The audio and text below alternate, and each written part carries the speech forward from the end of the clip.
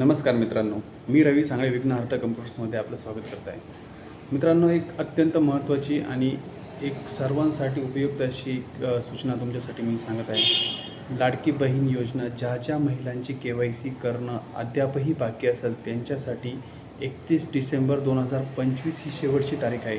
या तारखेपर्यंत तुम्हाला लाडक्या बहिणीची KYC करणं हे अत्यंत महत्त्वाचं आहे। त्यानंतर आपली KYC प्रक्रिया ही होणार नाही हे पूर्णतः लक्षात घ्यायचं आहे।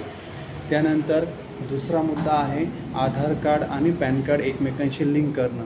प्रत्येक आधार पॅन वापरकर्त्यासाठी ही महत्त्वाची सूचना आहे। त्यांनी सर्वांनी आधार आणि पॅन हे एकमेकांशी लिंक करणं 31 तारखेच्या आत हे अनिवार्य आहे। त्यानंतर हे लिंक होईल की नाही हे गव्हर्नमेंट सांगू शकत नाही आणि आम्ही सांगू शकत नाही। सध्या तरी 31 डिसेंबर 2025 ही डेडलाईन आहे। याच्या आत तुम्हाला लिंक करणं हे अनिवार्य आहे।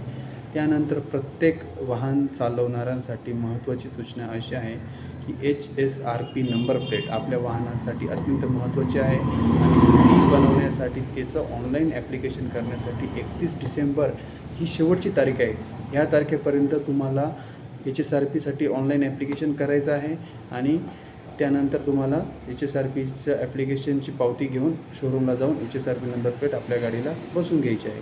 त्यासाठी 31 तारीख तिन्ही योजना लाडकी बहीण, आधार पॅन आणि HSRP तिन्हीसाठी 31 डिसेंबर ही महत्त्वाची तारीख आहे।